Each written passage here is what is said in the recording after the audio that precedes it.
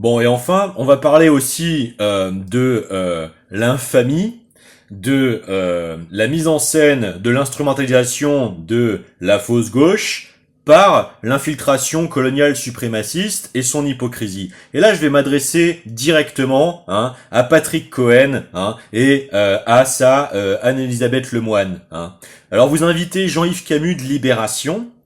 Et tout ce que vous arrivez à faire comme diagnostic, c'est d'incriminer ad hominem sans aucune démonstration de la pseudo-factualité de la présence de l'intention de tuer. Je cite le verbatim encore une fois, d'avoir voulu empêcher toute tentative de survie. C'est faux.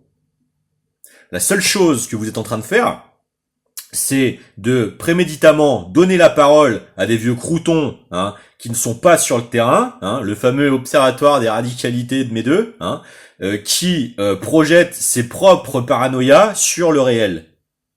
La seule chose que ces images vous permettent d'établir, c'est la compulsion de violence physique non armée, à main nue, dont l'obsession rémanente, traumatique, expurgatrice, restitutive, mimétique, cette violence est reproductive. On est d'accord, c'est une violence. La violence est un abus de la force. Nous sommes d'accord. Il y a une dimension d'abus.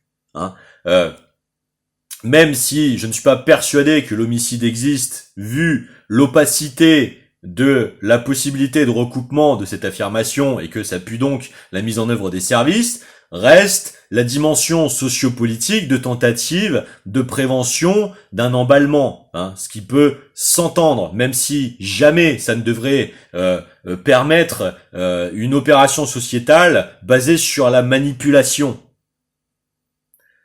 La manipulation, c'est pas de l'éducation. La perversité, c'est de l'abus. Et donc, ces images ne vous permettent pas d'incriminer ad hominem, de créer la réalité pseudo-factuelle dont le potentat a besoin pour proclamer la peine. C'est pas ça la justice. Ce qui s'opère dans l'emballement de l'effet de foule, c'est avant tout le fait de vouloir faire demeurer un corps allongé sur le trottoir. La restitution de la violence sociale, graphiquement, elle est là. Si jamais il devait y avoir accès au relevé du verbatim des expressions linguistiques lâchées à ces moments de compulsionnalité-là, j'aimerais savoir si ce qui a été dit c'est meurt ou crève. Parce que crève, par exemple, c'est pas exactement la même tessiture, la même constitution de l'affliction qui s'exprime au moment de la compulsionnalité résignée, cédant à la restitution opérée de la violence. Crève, ça peut exprimer crever l'abcès de toute cette violence sociale, d'étouffoir des jeunesses sous l'apesantissement du vieillissement de la population qui n'impose plus que des vieilles politiques surannées, d'ultra-conservatisme délirant, de toujours plus de rivalité, d'accaparation, d'un monétarisme raréfié au lieu de servir l'intérêt général. Qui est cette lente inertie sur laquelle en réalité derrière le discours de son maintien en pseudo inexorabilité démographique se cache surtout son levier instrumental colonial israélien. On voit bien pourquoi tout ça résonne. L'affaire Epstein était particulièrement suprémaciste. C'est un eugéniste suprémaciste, Epstein. C'est démontré dans les dossiers. Et pourquoi je fais le lien ici? Parce que Patrick Cohen était exactement la même personne qui, il y a 12 jours, sur France Inter, donnait pour seul diagnostic du constat de passer à plus de 600 agressions, donc dans les cas de violence les plus violents pour les jeunes entre 10 et 17 ans. Le seul diagnostic final de sa chronique sur lequel il concluait, c'était la santé mentale et l'éloignement des jeunes, des adolescents, des réseaux sociaux et des armes de catégorie 1. Mais, mon pauvre Patrick Cohen, c'est pas la condamnation de santé mentale à une transposition d'une soi-disant naturalité pseudo-diagnostique, à une catégorisation par le DSM, dans la condamnation à un acharnement thérapeutique dans des conditions de prise en charge psychiatrique largement dégradées par l'illibéralisme effréné dont vous êtes toujours les premiers apôtres, qui va aider des personnes en situation de surimpression par la néonormativité graphique, hyper communiquée, hyper saturante, hyper stimulationnelle de la violence, qui va résoudre le problème. Des personnes surexposées au développement d'une image cristal, d'une bestialité déréalisée, puisque l'effet d'habituation potentiel restitutif dans les moments de débordement psychotique, dans les états psychoaffectifs qui se passent dans les rixes de rue, et qui donc est restitutif de cette saturation permanente, à l'origine, elle est dans les jeux vidéo déréalisée, puisque les morts dans les jeux vidéo ou à la télé ou les films est virtuel. Après, on recommence la partie, Après le frag, on recharge une nouvelle partie dans Counter-Strike, ou alors on remet la cassette dans le film, ou on se repasse l'épisode, ou alors on déconnecte, on baisse l'écran et on va faire du vélo, ou n'importe quoi d'autre. Vous voyez le truc? Bon.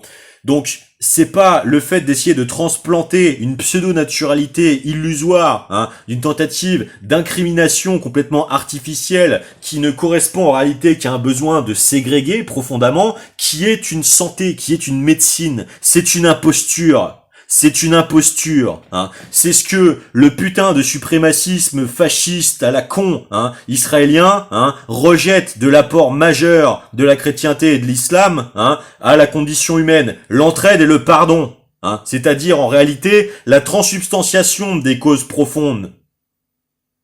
Les traumatismes sont des enconcaténations rémanentes. D'accord? Elles sont d'autant plus aggravées par un validisme psychosocial, d'inexorabilisation d'une pseudo-naturalité de cause. Il n'y a pas plus stupide que de condamner un malade à sa maladie.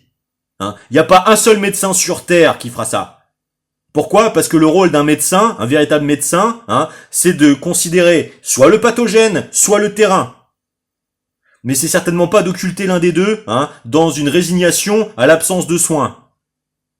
Il y a un moment, faut arrêter de se permettre de colporter et percoler en permanence le venin de l'irresponsabilisme, de la confusion, de la fusion identitaire, de sa propre illusion d'ubiquité plénipotentiaire, omnipotente, permanente, et la dévastation sociale que le fait de surcumuler, suroccuper l'espace entraîne de sa propre personne. Ça suffit. Ça suffit. C'est pas la faute des mômes qui sont de plus en plus méprisés par un dévissage complet de l'organisation sociopolitique, de toujours plus de résignation à se faire l'idée que c'est l'ère du temps, l'hyper-rivalité partout, imposée par des superstructuralismes de monétarisme à la con, qui ne font que dégrader la valeur des biens, des personnes, des perspectives, des projets de vie, des aptitudes, de changement, d'orientation ou de statut ou de métier socio-professionnel, pour s'accrocher à des vieilles lunes, d'hyperproductivisme suranné, qui ne sont qu'un étouffoir permanent à l'intelligence collective et à l'innovation pour des pseudo-illusions de maîtrise et de contrôle, qui de toute façon, dans ces seuls rapports au matérialisme, seront dans ce cas-là de toute façon battus d'avance par la démographie indo-chinoise, qui est la solution à quoi que ce soit. La solution à tout ça, c'est le discernement entre l'intelligence et la sagesse. C'est pas l'incrimination des débutants dans la vie qui est un enseignement.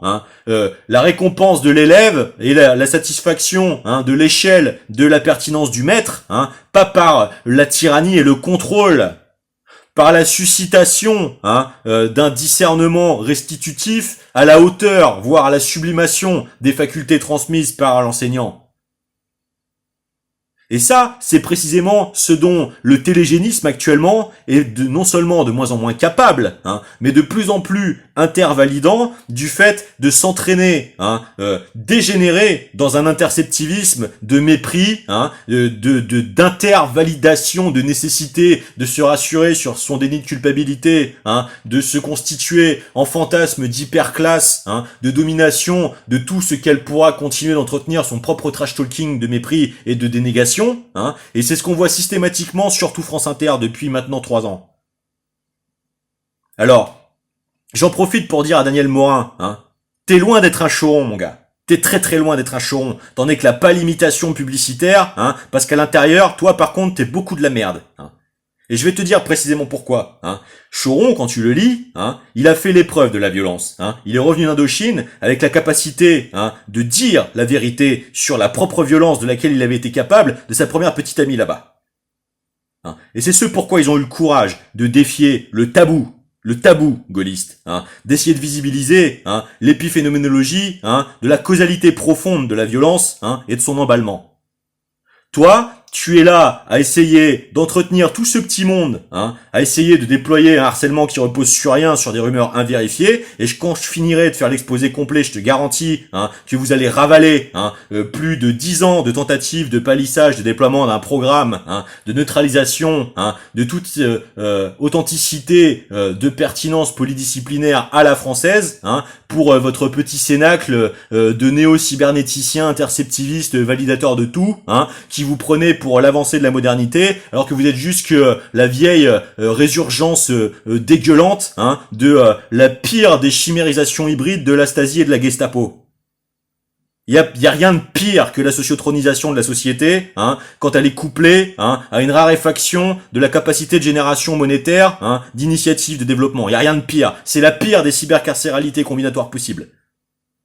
Supplanter la valeur du germinal par la quantification calculatrice d'un interstice, d'une interstitialité de l'inquisition permanente, il y a rien de pire. Et pourtant, vous serez les premiers à essayer de vous faire l'incrimination de l'illusion et des raisons de l'échec du mirage communiste. Mais c'est normal, vous n'êtes pas de gauche. La véritable gauche, c'est celle de Proudhon, c'est celle du communalisme, c'est celle de l'encyclopédisme, c'est celle de l'anti-esclavagisme, c'est celle de l'anti-inquisition, c'est celle de la productivité, non pas extractiviste, mais générative. Et c'est ce que vous ne comprendrez jamais, avec vos crânes de piaf dissociés dans le strict reflet nécessité par votre survampirisation de désir de validation, parce que bouffé par votre propre déni de culpabilité. Et c'est ça le problème avec vos psychés malades, où pourtant, quand on essayait de vous adresser pour répondre empathiquement à vos propres permissismes inexcusables du point de vue du droit fondamental constitutionnel, vous vous êtes emballé. Vous vous êtes emballé, tenté de passer en force. Et bien maintenant, vous démontrez actuellement à quel point vous êtes complètement déconnecté de n'importe quel type d'universalisme, parce que même la détresse actuelle de la jeunesse n'est pas capable de vous ramener à la raison. Tant pis pour vous.